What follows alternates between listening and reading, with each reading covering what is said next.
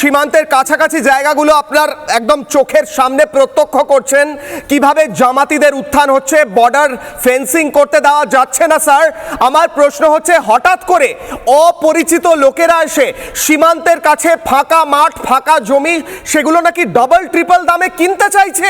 এই ভয়ঙ্কর তথ্য উঠে আসছে বর্ডারের সীমান্তের একদম পাশ থেকে।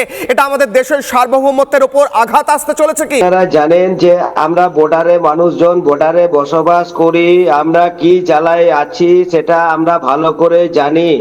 আমার বাড়ি হচ্ছে একদম বর্ডার লাগোয়া, আর বর্ডার লাগোয়া আপনার বিগত দিনে আমাদের বহু রাত্রে ডিউটি করতে হতো। ডিউটি না করলে ওই বাংলাদেশ থেকে জামায়াতরা এসে আমাদের বাড়ি মানে কি বলবো, মানে ওই সিং কেটে ও গরুগুলোকে নিয়ে যেত।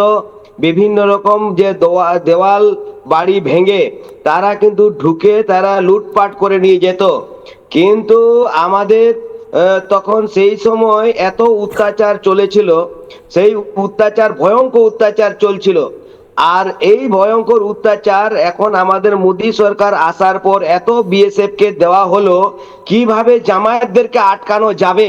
এই জামায়াতদেরকে আটকানোর যাওয়ার জন্য, এত রোহিঙ্গাদেরকে আটকানোর জন্য, এই রোহিঙ্গারা কি করে আটকানো যাবে তার জন্য বারবার স্বরাষ্ট্রমন্ত্রী এবং প্রধানমন্ত্রী আমাদের মালদাতে এসে বলেছেন যে জমি দিতে হবে।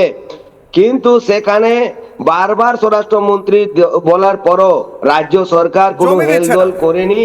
যারা জামাতরা যাতে ঢুকতে পারে তার জন্য তাদের ব্যবস্থা যাতে থাকে, তারা যাতায়াত করতে পারে।